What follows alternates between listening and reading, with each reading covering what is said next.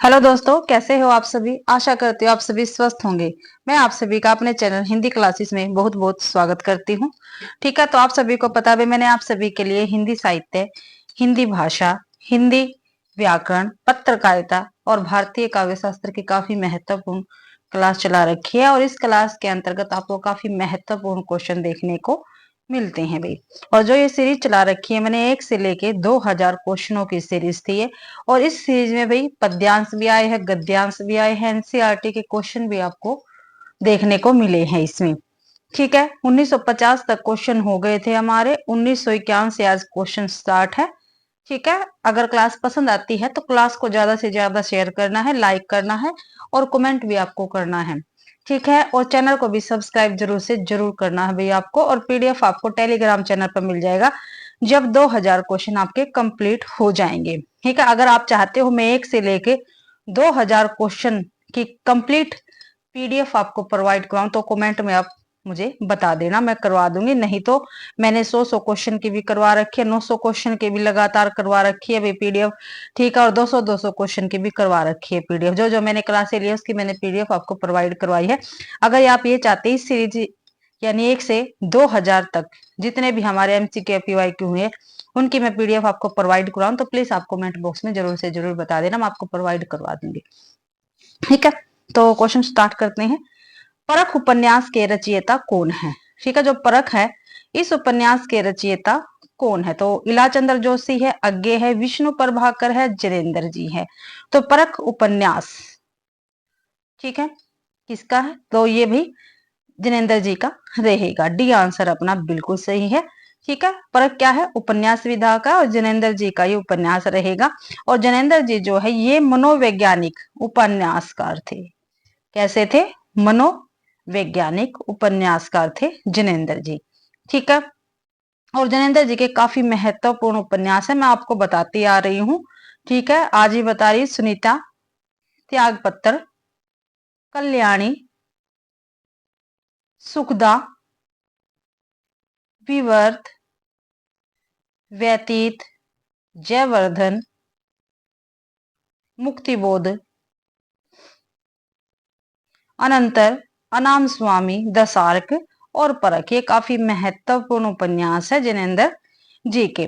और जो जनेन्द्र जी है इनके उपन्यासों का मूल विषय क्या रहा है, काफी बार पेपर में पूछा गया है। जनेन्द्र के उपन्यासों का मूल विषय क्या है, तो काम, पीड़ा एवं अहम का विसर्जन, समर्पण, सॉरी भाई, कहीं कहीं विसर्जन भी है।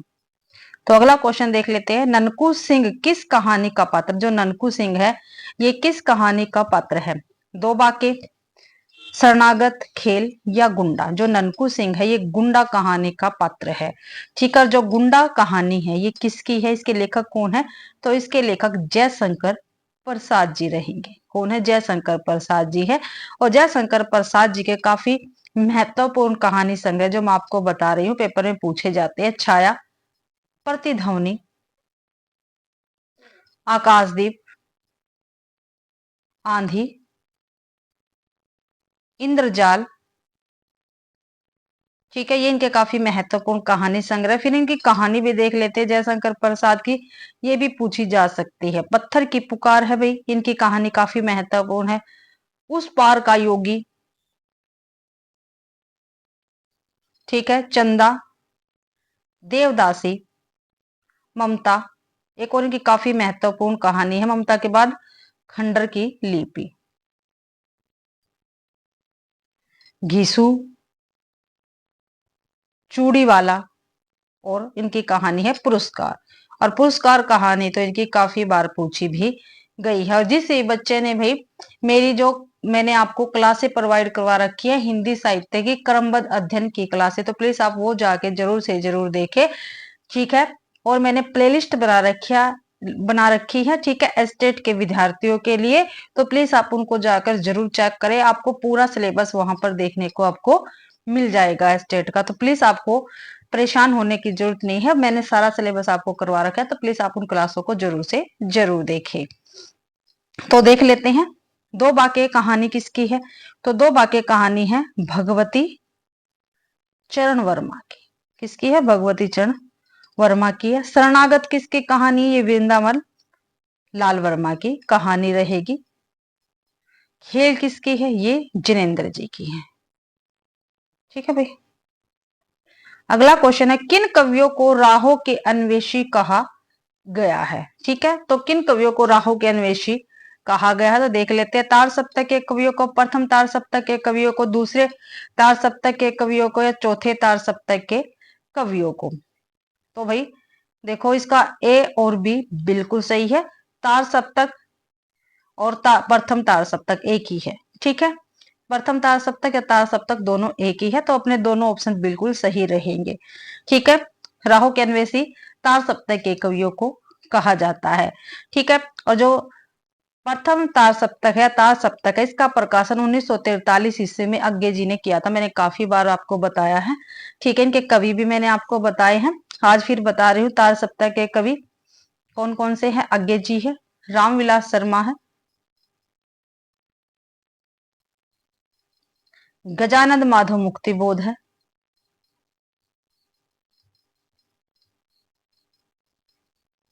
प्रभाकर माचवे है, ठीक है, नेमी चंद्र जैन, गिरिजा कुमार माथुर और भारत भूषण अग्रवाल। ठीक है, तो ये 7 कवि है भाई तार सप्तक में। अगला क्वेश्चन देख लेते हैं, केशव को कठिन काव्य का प्रेत किसने कहा? जो केशव दास जी है, इनको कठिन काव्य का प्रेत किसने कहा? तो किसने कहा? विश्वनाथ प्रसाद ने, विजयपाल सिंह ने, रामचंद्र शुक्ल जी ने, या नगेंद्र ने? तो केशव दास को कठिन काव्य का प्रेत भाई रामचंद्र शुक्ल जी ने कहा है। सी आंसर अपना बिल्कुल सही है। और विश्वनाथ प्रसाद और डॉक्टर नगेंद्र और गणपति चंद्रगुप्त, ठीक है, कौन? गणपति चंद्र गुप्त, इन तीनों ने केशव दास को, ठीक है, केशव दास को हिंदी में रीति काव्य का प्रवर्तक माना है। ठीक है, रीति काव्य का प्रवर्तक केशव दास को किस किसने माना है? विश्वनाथ प्रसाद जी ने, ठीक है, नगेंद्र ने और गणपति चंद्र गुप्त ने। ठीक है, केशव दास जी की रचनाएं देख लेते हैं क्योंकि पेपर में पूछी जाती है। रसिक प्रिया, रामचंद्रिका, कवि प्रिया, रतन बावनी, वीर सिंह देव चरित्र, विज्ञान गीता, और एक और इनकी काफी महत्वपूर्ण, काफी बार पेपर में पूछी गई है, जहांगीर जस चंद्रिका, जहांगीर जस चंद्रिका। ठीक है, नक्सिक, छंदमाला। अगला क्वेश्चन देखते हैं भाई,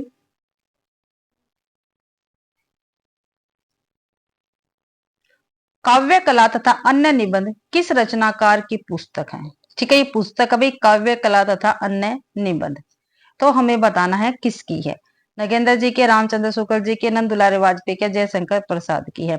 तो काव्य कला तथा अन्य निबंध जयशंकर प्रसाद जी की पुस्तक रहेगी।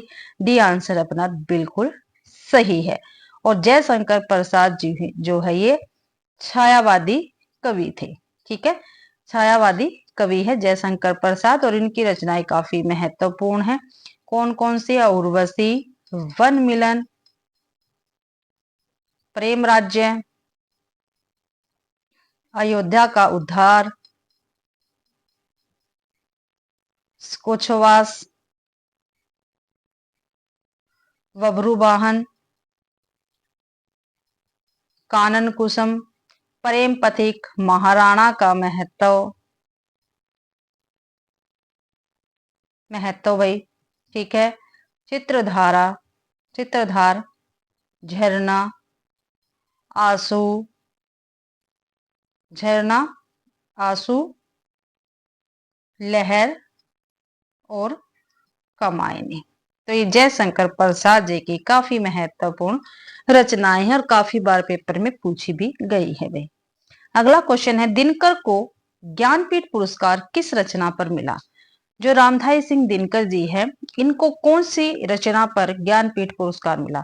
हुंकार, उर्वशी, कुरुक्षेत्र, संस्कृति के चार अध्याय, चारों की चारों रचनाएं रामधारी सिंह दिनकर की है। ठीक है, ये आपको ध्यान रखना है। और जो इनकी उर्वशी रचना है, ठीक है, इस पर रामधारी सिंह दिनकर जी को ज्ञानपीठ पुरस्कार मिला था। और रामधारी सिंह दिनकर के काव्य में राष्ट्रीय सांस्कृतिक चेतना तथा प्रगतिवादी चेतना दोनों ही विद्यमान थी, ये भी आपको ध्यान रखना है। ठीक है, और जो दिनकर जी है इनको समय सूर्य और अधैर्य का कवि कहा जाता है। ठीक है, समय सूर्य और अधैर्य का कवि किसको कहा जाता है? तो रामधारी सिंह दिनकर जी को कहा जाता है। और इनकी रचनाएं कौन कौन सी है? रेणुका, हुंकार, रसवंती, द्वंद्व गीत, कुरुक्षेत्र, सामधेनी, रश्मि रथी, नील कुसुम, दिल्ली उर्वशी, परशुराम की प्रतीक्षा, आत्मा की आंखें, हारे के हरिनाम, धूप और धुआं, नीम के पत्ते और इतिहास के आंसू। काफी महत्वपूर्ण की रचनाएं है। भी पंक्ति दे रखी यानी गीत है ये। ठीक है, और काफी बार पूछा भी गया है। अरुणा यह मद में देश हमारा। ठीक है, तो ये किस रचना का गीत है? ध्रुव स्वामिनी, स्कंदगुप्त, चंद्रगुप्त, अजातशत्रु। तो ये भाई इनमें से किस रचना का गीत है? ये चारों के चारों क्या है? नाटक है। क्या है भी? नाटक विधा से है। और किसके है? जयशंकर प्रसाद जी के हैं। ठीक है, तो भाई ये अनुनय यह मद में देश हमारा, तो ये भाई जो चंद्रगुप्त नाटक है जयशंकर प्रसाद का, उसका ये प्रसिद्ध गीत है भाई, ये आपको ध्यान रखना है। और जो सकंद गुप्त है इसका एक प्रसिद्ध गीत है जो काफी बार पेपर में पूछा गया है, ये भी मैं आपको साथ के साथ बता देती हूँ क्योंकि पेपर में आता है। अधिकार सुख कितना मादक और सारहीन है, मादक और सारहीन है, सारहीन होता है। ठीक है, ये सकंद गुप्त जी, जो सकंद गुप्त नाटक है जयशंकर प्रसाद का, उसका गीत है। और जो ये जयशंकर प्रसाद है, इनके अलावा भी इनके काफी महत्वपूर्ण नाटक है जो पेपर में पूछे जाते हैं। कौन कौन? सज्जन, कल्याणी, परिणय, करुणालय, प्रायश्चित, राज्यश्री, विशाख, ठीक है, अजातशत्रु हो गया, जन्मेजय का नागयज्ञ है, कामना है, सकंद गुप्त है, एक घूट है, ठीक है, और चंद्रगुप्त और इनका ध्रुव स्वामी भी। अगला क्वेश्चन है, असंगत का चयन करना है। जो इनमें से भाई गलत मिले हुए हैं वो हमें बताना है, जो गलत है वो बताना है। तितली वृंदावन लाल वर्मा, रंगभूमि प्रेमचंद्र के उपन्यास बिल्कुल सही है। बूंद और समुंदर अमृतलाल का है भाई। टेढ़े मेढ़े रास्ते भगवती चरण वर्मा जी का उपन्यास है। क्या? तो तितली उपन्यास किसका है? तो तितली भाई किसका है? जयशंकर प्रसाद का उपन्यास है। ठीक है, जयशंकर प्रसाद का उपन्यास है तितली। ठीक है, और जयशंकर प्रसाद के और भी उपन्यास है, तितली, कंकाल, ठीक है, और ईरावती। ठीक है, और ईरावती जो इनका उपन्यास है जयशंकर प्रसाद का, ये क्या है? अधूरा है। ठीक है भाई, आगे देखते हैं। कछुआ धर्म निबंध है, इसके लेखक हमें बताना है कौन है। जो कछुआ धर्म निबंध है इसके लेखक बताना कौन है। माधव प्रसाद मिश्र, चंद्रधर शर्मा गुलेरी, बाल मुकुंद गुप्त, प्रताप नारायण मिश्र। तो कछुआ धर्म जो निबंध है इसके लेखक चंद्रधर शर्मा गुलेरी रहेंगे। बी आंसर अपना बिल्कुल सही है।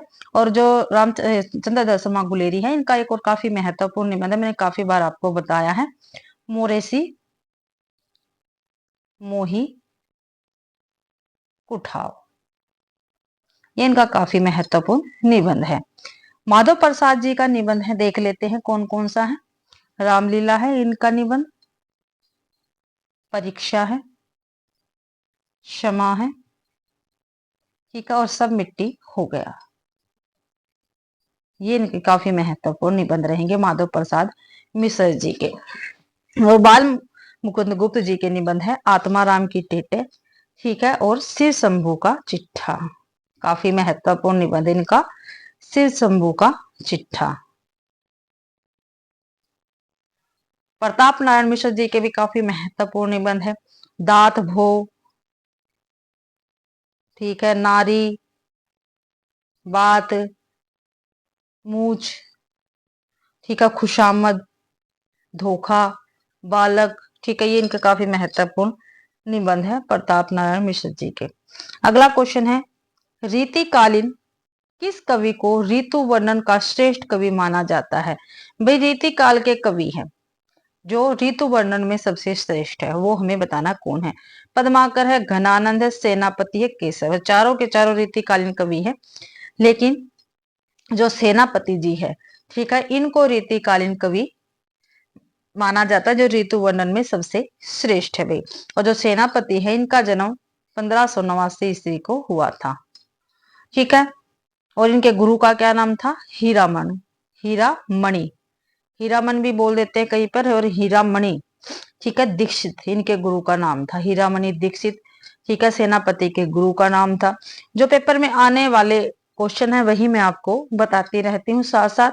और जो सेनापति है, इनकी दो ग्रंथ काफी महत्वपूर्ण है, जो अक्सर पेपर में पूछे गए हैं। कौन कौन से? कवित रत्नाकर और काव्य कल्पद्रुम, ये दो महत्वपूर्ण ग्रंथ है सेनापति के, काफी बार पेपर में पूछे गए हैं। पंक्ति दे रखी है, काफी महत्वपूर्ण पंक्ति है। यह प्रेम को पंथ कराल महातरवारी की धार पो धावनु है। तो ये पंक्ति हमें बताने है किसकी है? तो बोधा की है, ठाकुर की है, घनानंद की है, द्विजदेव की है। तो ये पंक्ति भाई बोधा की है। ये आंसर अपना बिल्कुल सही रहेगा। घनानंद की भी एक काफी महत्वपूर्ण पंक्ति है, जो पेपर में अक्सर पूछी जाती है। कौन सी है? अति सुधो स्नेह को मार्गू है, जहां कुशानपन बाक नाही। और जिस भी बच्चे ने अगर पंक्तियों की क्लास देखनी है तो मेरे चैनल पर आपको क्लासें मिल जाएंगे। आदिकाल की भी पंक्तियां करवा रखी है, भक्ति काल की भी, रीति काल की भी पंक्तियां कर रखी है, सभी कवियों की करवा रखी है मैंने पंक्तियां, और आधुनिक काल की भी। तो जिस भी बच्चे को अगर पंक्तियों की क्लास देखनी है तो जाके चैनल पर विजिट करें, आपको क्लास जरूर से जरूर मिलेगी। और काफी महत्वपूर्ण पंक्तियां मैंने आपको करवा रखी है, सभी कवियों की करवा रखी है। अगला क्वेश्चन है, मेरो सब पुरुषार्थ था को किस भाषा की पंक्ति है? तो अवधी है, भोजपुरी है, ब्रज भाषा है, मैथिली है। तो भाई ये पंक्ति ब्रज भाषा की रहेगी। सी आंसर अपना बिल्कुल सही है। जो ब्रज भाषा है, इसका विकास किससे हुआ? पश्चिमी हिंदी से हुआ है। किससे हुआ? पश्चिमी हिंदी से हुआ। और पश्चिमी हिंदी का विकास, जो पश्चिमी हिंदी है, इसका विकास किससे हुआ? तो सोर्स, जो सोर्स यानी अपभ्रंश है, इससे इसका विकास हुआ है, पश्चिमी हिंदी का विकास भाई। और पश्चिमी हिंदी के अंतर्गत 5 बोलियां आती हैं, ठीक है। कौन कौन सी बोलियां है? वो कोरवी है, हरियाणवी है, ब्रजभाषा है, ठीक है, बुंदेली है, और कन्नौजी है।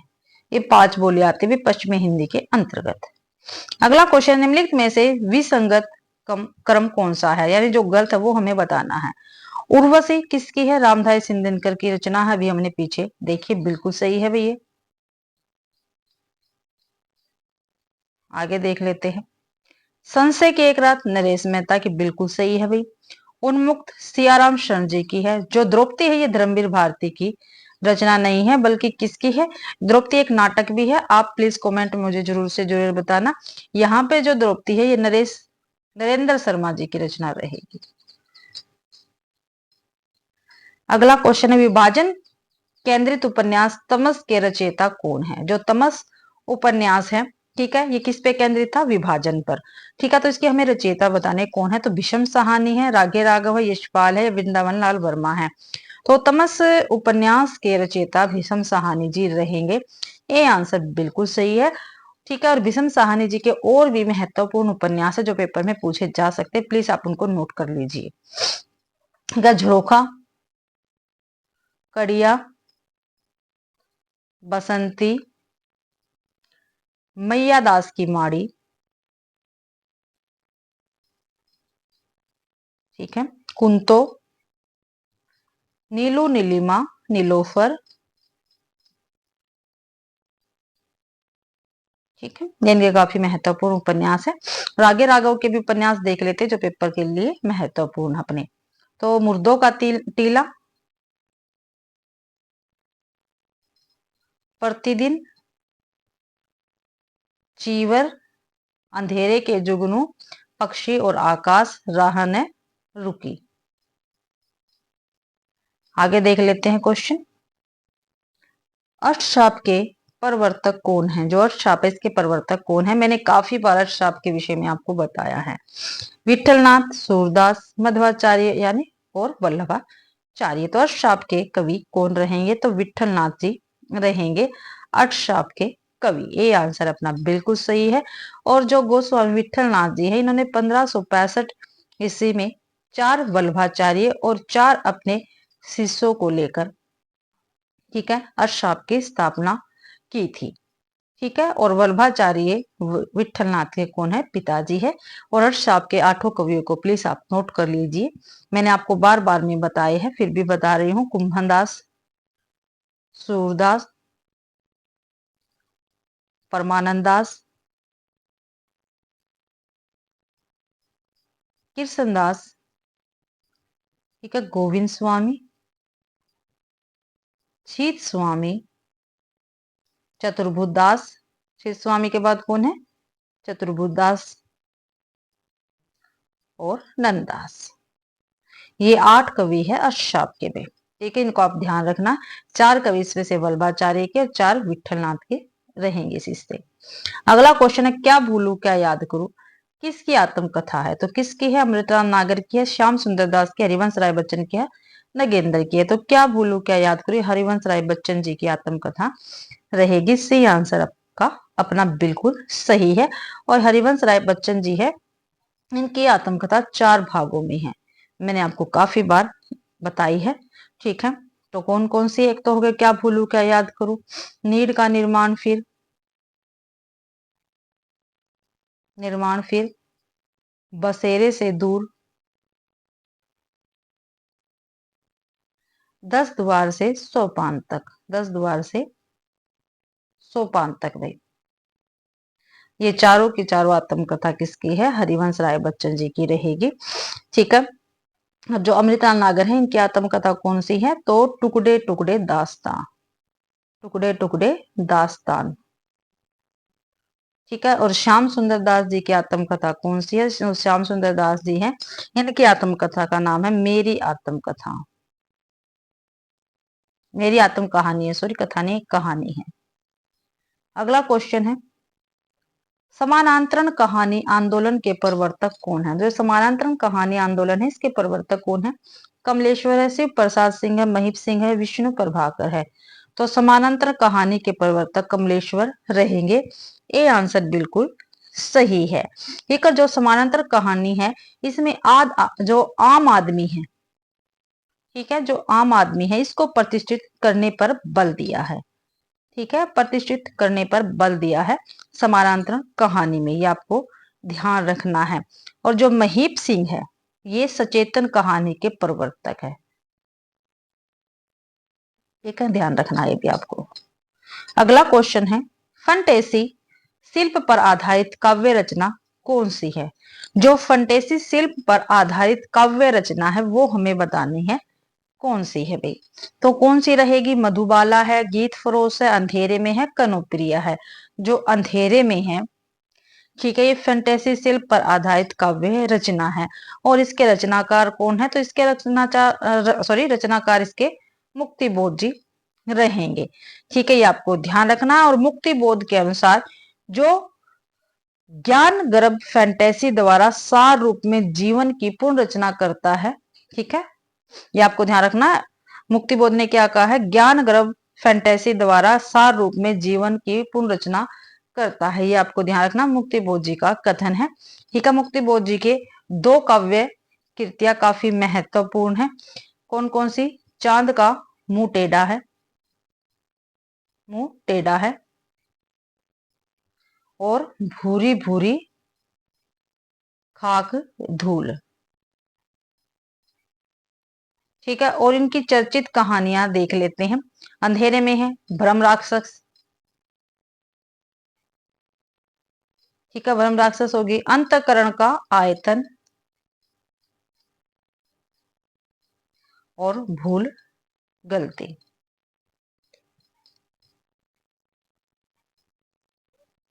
अगला क्वेश्चन देखते हैं, मित्रों मरजानी की लेखिका कौन है? जो मित्रों मरजानी है भाई, इसकी लेखिका हमें बताना है। और मित्रों मरजानी किस विधा से है? तो ये उपन्यास है। क्या है भाई? एक उपन्यास है। तो इसकी लेखिका उषा प्रेमदा है, कृष्णा सोबती है, चित्रा मुदगल है, मृदुला गर्ग है। तो मित्रों मरजानी उपन्यास की लेखिका कृष्णा सोबती जी रहेगी।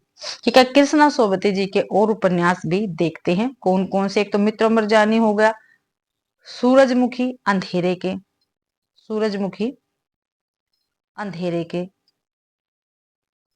जिंदगी नामा, ठीक है, दिलो दानिश,